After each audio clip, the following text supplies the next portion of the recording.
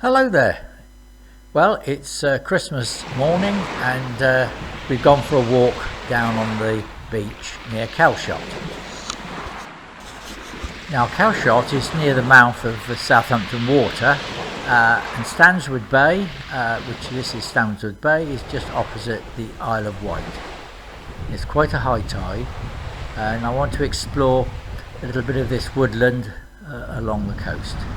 Now these are holm oaks. They're not indigenous, but they were introduced in the 1500s and I imagine they were probably planted here. But this plant here, this butcher's broom, is an indicator of ancient woodland, so I would imagine there's always been woodland, probably more oak, but it's been a wooded shore, but it is obviously getting eroded like a lot of the shores. Now the trees along this shore are quite important because their roots at least slow up the natural erosion which is occurring along here.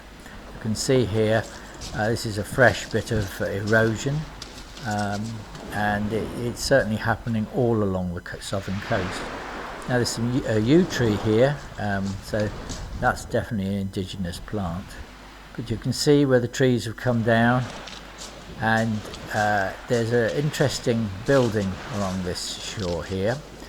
This is Luttrell's Tower, built in 1780. It's a very important sort of landmark along this part of the coast, and it was even used in 1912 by Marconi to send radio messages to the Isle of Wight. Now you can see how the erosion is working away on these steps, which were added in 1927. I shouldn't think they'll be here for more than another 10 years, but I think the tower will be quite safe for more than 100 perhaps. It's owned by the Landmark Trust and it's a holiday let. They take over buildings to protect them, look after them, give them a use. Now there's lovely pebbles on the beach and there's lots of shells, but you can see this shore is quite unusual really, with the trees all the way along.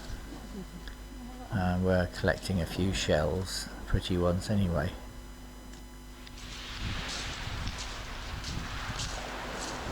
It is hoped that the landowners that along this part of the shore and even other parts of the shore will plant other trees to replace the ones that will gradually get knocked into the sea.